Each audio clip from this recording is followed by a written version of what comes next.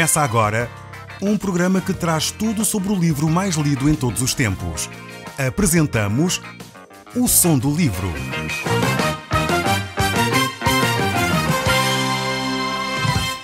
Seja muito bem-vindo. Neste podcast vai encontrar o livro mais conhecido e lido em todo o mundo. Vamos levá-lo numa viagem pela história da humanidade. Este é um audiolivro para si, para a sua família e sociedade em geral. Contextualização e comentários de Paulo Chaveiro. Eu sou Paulo Chaveiro e nós hoje estamos a olhar para o livro de Daniel. Eu gostaria de fazer uma curta recapitulação destes primeiros versos que nós olhamos. Nós estamos nos primeiros 6 capítulos, aquela grande secção que nós definimos, porque Daniel divide-se em 2 grandes secções, e que nós intitulamos A Noite Histórica para uma Luz Profética. Depois temos a segunda grande secção também, que tem um nome muito diferente, que é A Luz Profética para uma Noite Histórica.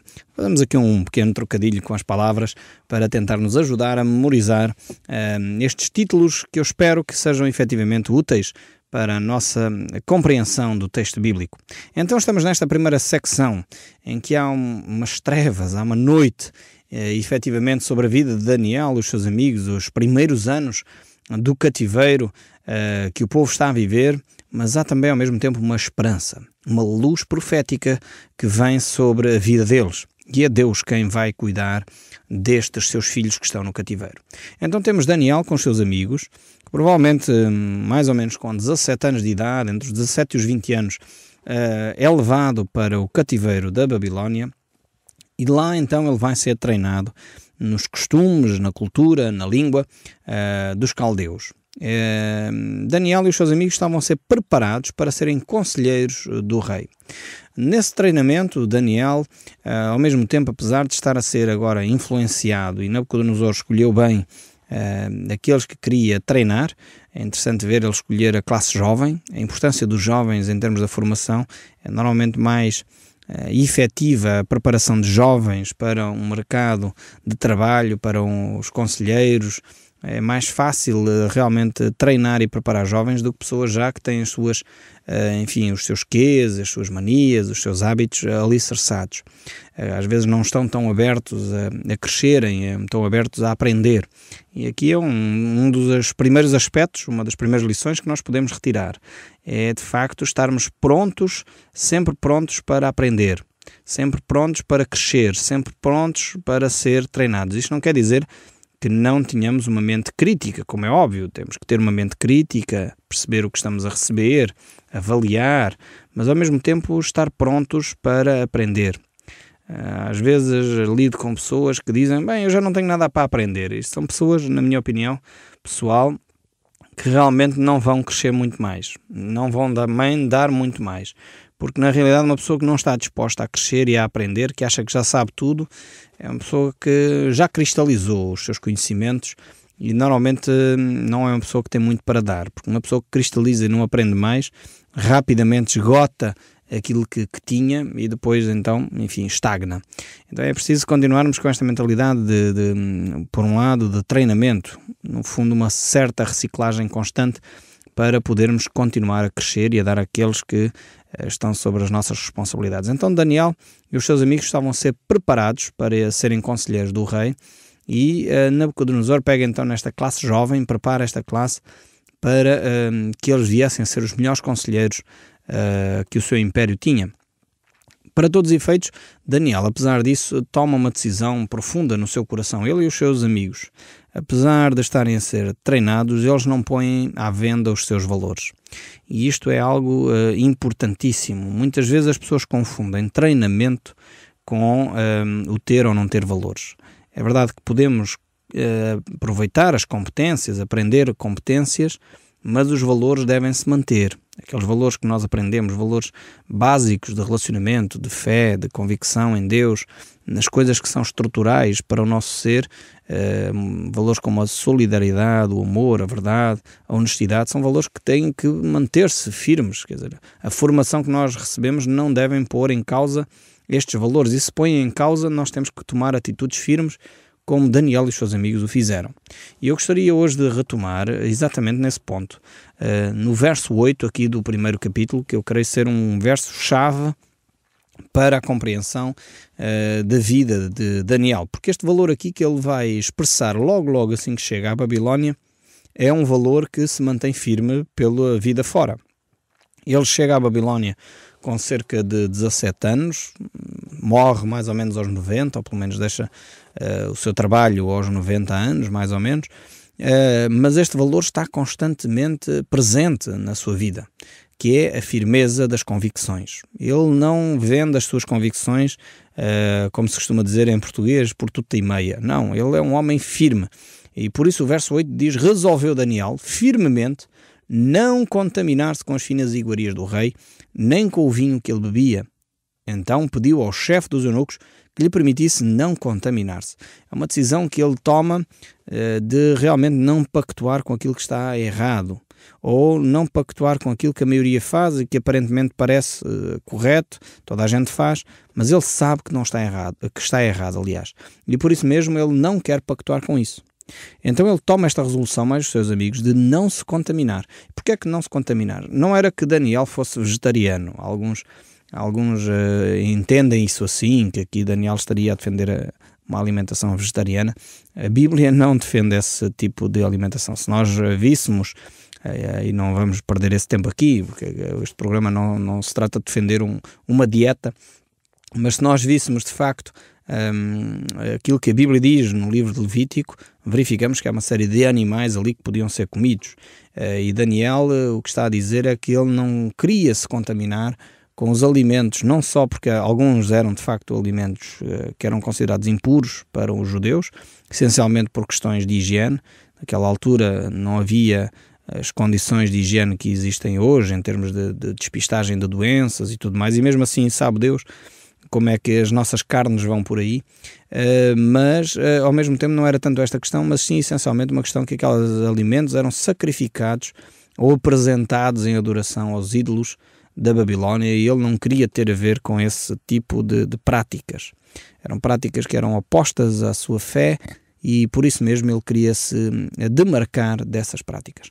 Então aqui Daniel não está a falar de uma dieta vegetariana, está a falar sim de uma dieta que é pura aos olhos de Deus, uma dieta que não tem compromisso em termos da idolatria.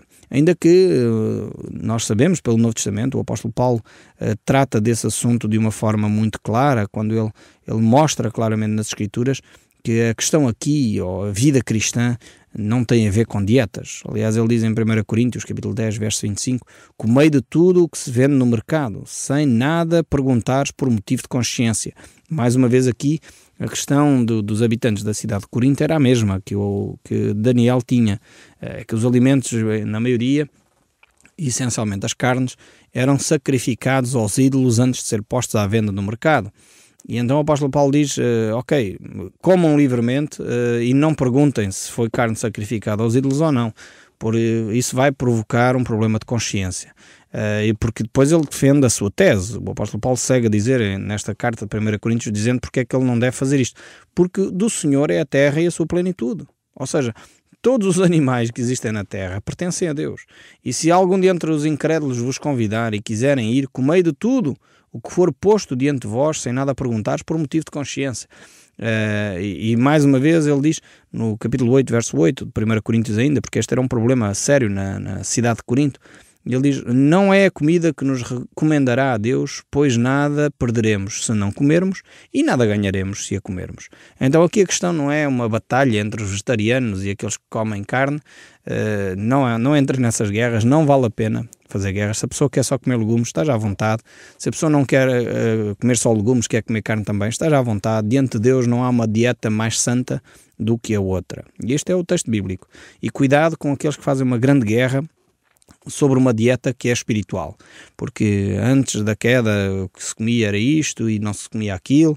A Bíblia dá-nos permissão, e é por isso que nós pedimos a bênção de Deus sobre a alimentação. A Bíblia dá-nos permissão para comer de tudo, porque tudo provém de Deus.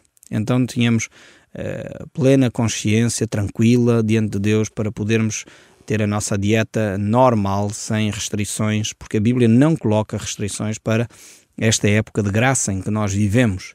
Na época da lei, sim, é a época da lei onde Daniel vivia, haviam alimentos proibidos e alimentos que não eram proibidos. No tempo da graça em que nós vivemos, a Bíblia mostra claramente que tudo nos é lícito neste aspecto, mas ao mesmo tempo a Bíblia nos diz que nem tudo nos convém. Então não esqueçamos a segunda parte do texto bíblico, mas tudo nos é lícito, e se alguma coisa escandaliza outro irmão, então vamos nos abster.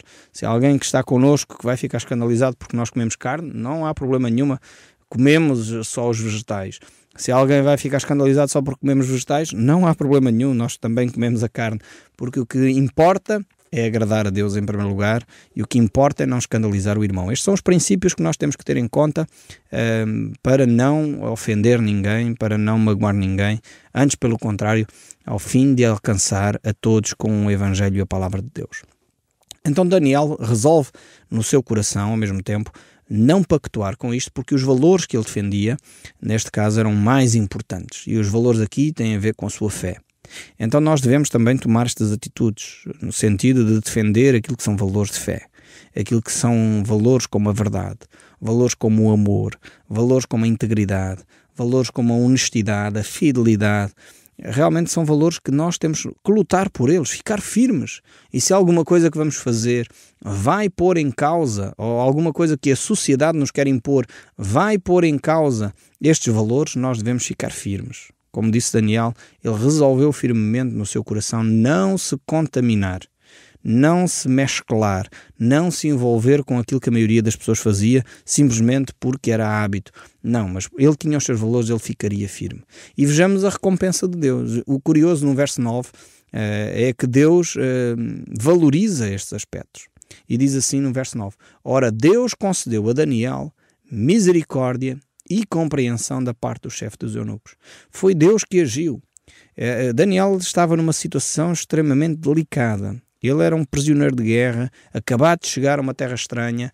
Este chefe dos eunucos não tinha que ter qualquer complacência para com Daniel. Ele estava, inclusive, se cedesse a pôr em risco a sua própria vida, porque ele tinha recebido orientações diretas do grande imperador Nabucodonosor sobre como alimentar estes prisioneiros de guerra. E Daniel, diz o texto bíblico, que recebe misericórdia e compreensão da parte deste homem. Porquê? Porque Deus concedeu. Esta é uma perspectiva extremamente interessante, de perceber como as coisas no plano natural acontecem por influência da parte de Deus. Esta é uma perspectiva espiritual da vida. Muitas vezes nós não conseguimos ver Deus porque não percebemos que é Deus que está por trás das coisas. A compreensão que Daniel acolhe, recebe deste chefe dos eunucos, é claramente vista, percebida, entendida como uma misericórdia e a ação de Deus. Talvez nós precisamos de recuperar esta visão da vida. Perceber que Deus influencia muito mais os acontecimentos do dia a dia do que nós imaginamos.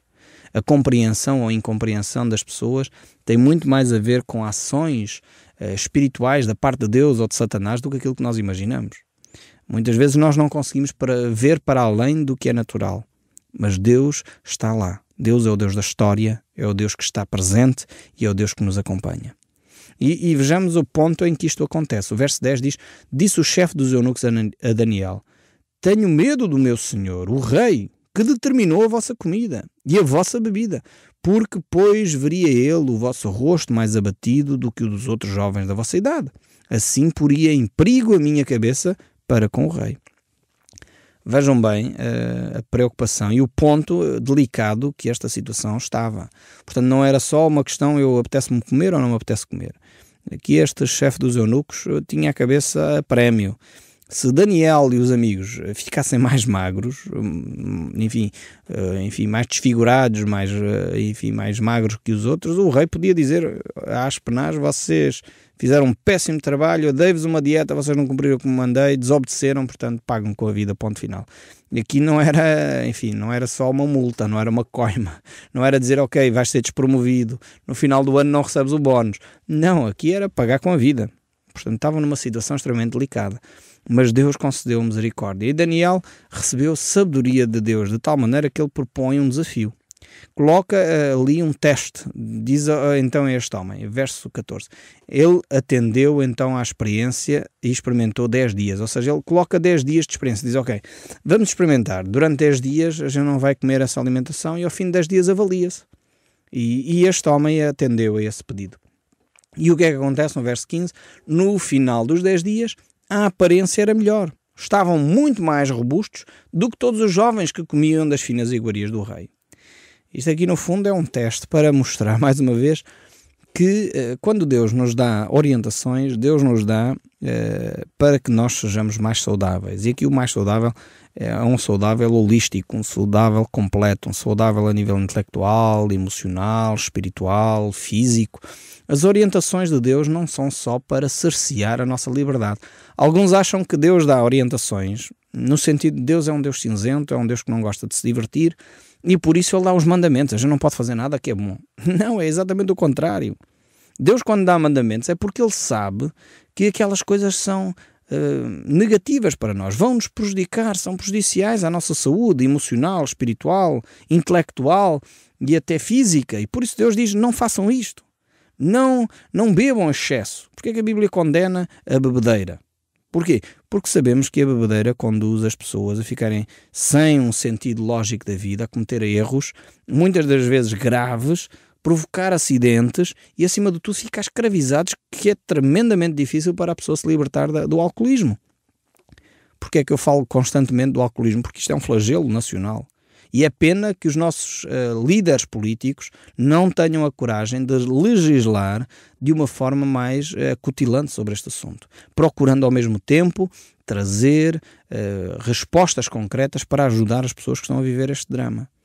Porquê? Porque efetivamente há 500 mil de portugueses a sofrer deste problema e se calhar mais 1 milhão ou 2 a conviver com problemas deste género. Famílias desestruturadas, pessoas que perdem o emprego, crianças maltratadas, muitas vezes têm por origem pais alcoólicos. E não se faz nada. Porquê? Porque o negócio do álcool é muito rentável ainda em Portugal. Lamentavelmente digo isto. Mas é por isso que Deus diz, não bebam em excesso. Quando a Bíblia fala para não cometer adultério, é porque Deus não quer que a gente se divirta? Não. O adultério, porquê? Porque deixa marcas profundas na pessoa que foi, objeto da nossa infidelidade, o nosso cônjuge, a nossa esposa, o nosso marido. E os nossos filhos, como é que ficam quando percebem que um pai é infiel? Afinal de contas, aquilo que ele prometeu não cumpre. Realmente, às vezes, a gente não percebe a dimensão das coisas. Não percebemos. E por isso mesmo não percebemos que quando Deus dá orientações é para a nossa saúde. E aqui no caso de Daniel, ele claramente tornou-se muito mais saudável do que os outros, que estavam a conviver com aquilo que era comum. E ele seguiu as orientações de Deus e por isso mesmo ficou mais saudável, mais robusto, mais capaz para enfrentar as coisas. E vejamos ainda o resto. O verso 16 segue a dizer: com isto o cozinheiro-chefe tirou deles as finas iguarias e o vinho que devia beber e lhe davam então uma outra dieta, legumes. Isto aqui, mais uma vez, não quer dizer que é vegetariano é que é adequado, não. Há quem entenda até que aqui não é bem exatamente a palavra legumes que está nos originais, mas não quero entrar por essa ideia. A Bíblia mostra claramente que nós podemos comer de tudo, o Novo Testamento é muito claro sobre isso, mas se você que me está a ouvir quer comer legumes, esteja à vontade, pode comer também, não há problema nenhum com isso. Mas se quer comer também carne, esteja à vontade também, desde que isso não escandalize os outros, esteja sempre diante de Deus e dos homens com paz e tranquilidade sobre a sua dieta. Agora, se isso lhe provoca problemas de saúde, é melhor realmente ter uma dieta mais adequada. Mas o verso 17 ainda diz: ora, estes 4 jovens, Deus lhe deu o conhecimento, a inteligência em toda a cultura e sabedoria. Realmente Deus não limita a sua inteligência e sabedoria só a Salomão. Alguns pensam que Deus canalizou todas as suas energias em Salomão e os outros não foram sábios. Não. Realmente Deus deu sabedoria e dá ainda hoje a quem lhe pede. Se você tem falta de sabedoria, diz o texto bíblico, peça a Deus que dá a todos e não lance em rosto. Ou seja, Deus não vai cobrar no sentido, eu dei-te a sabedoria, agora tens que fazer aquilo. Não, Deus dá voluntariamente. E a Daniel deu inteligência de todas as visões e sonhos. Ele deu a estes 4 jovens todo o conhecimento, inteligência e sabedoria, mas a Daniel ele acrescentou uns outros aspectos, que foi a capacidade de interpretar sonhos e visões. Realmente Daniel tornou-se um destes homens mais marcantes naquele tempo, foi provavelmente o homem mais proeminente naqueles grandes impérios que se deram naquela altura, porque Daniel realmente recebeu isto da parte de Deus. Então isto vemos aqui a importância como Deus age, mesmo quando nós não temos todas as capacidades humanas, canudos e doutoramentos, isto e aquilo, Deus pode nos dar uma sabedoria muito para além daquilo que é a sabedoria humana. O verso 18 ainda diz: vencido o tempo determinado pelo rei para que os trouxessem, o chefe dos eunucos os trouxe à presença de Nabucodonosor.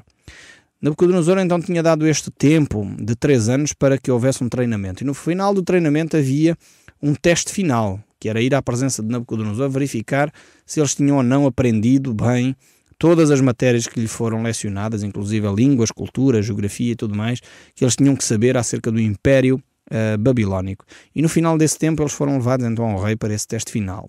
E o verso 19 diz: então o rei falou com eles, e entre todos não foram achados outros tal como Daniel, Ananias, Misael e Azarias. Por isso passaram a assistir diante do rei em toda a matéria de sabedoria e de inteligência sobre que o rei lhes fazia perguntas.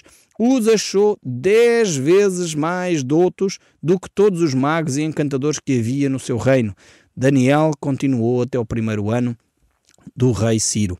Vemos aqui realmente quando Deus abençoa de larga medida. Deus não é uma pessoa que guarda para si as bênçãos. Quando Ele dá bênçãos, dá em quantidade industrial. Vale a pena realmente seguirmos o nosso Deus. E vemos aqui que Deus deu a estes 4 homens 10 vezes mais capacidades do que a todos os outros os seres humanos que ali estavam. E o nosso Deus é um Deus assim, que age com riqueza, age com bênçãos sem medida. Quando Ele intervém na nossa vida, Ele quer abençoar e abençoa a sério. Não fica por meias medidas. Deus quer realmente transformar as nossas vidas de uma forma tremenda. Aqui nós vemos no próximo capítulo que iremos estudar, nós vamos ver no próximo programa com mais detalhe, acontece ali um episódio estranho. Nabucodonosor tem um sonho e aquele sonho vai perturbá-lo. Então os primeiros 9 versículos são sobre este sonho de Nabucodonosor e nós iremos procurar, enfim, passo a passo ver o que é que este sonho quer dizer. Depois vemos que Nabucodonosor, por causa da perturbação que tinha por causa do sonho, faz um decreto que põe em causa a vida das pessoas. Isso encontramos no verso 10 a 13. E depois vemos Daniel com os seus amigos a orar e a procurar uma resposta, no verso 18 e 19, e depois então temos a descrição que Daniel traz sobre o que significa este sonho, do verso 19 até ao 35, e aí podemos ver realmente aquilo que Deus quer fazer, e no verso 44 até ao final, 49, vamos ver o que significa aqueles 4 grandes impérios que estão descritos neste sonho de Nabucodonosor. Realmente é uma imagem extremamente interessante que nós encontramos aqui, Deus a falar até através de alguém que não tinha um relacionamento com Deus. O Som do Livro, uma produção da Rádio Transmundial de Portugal.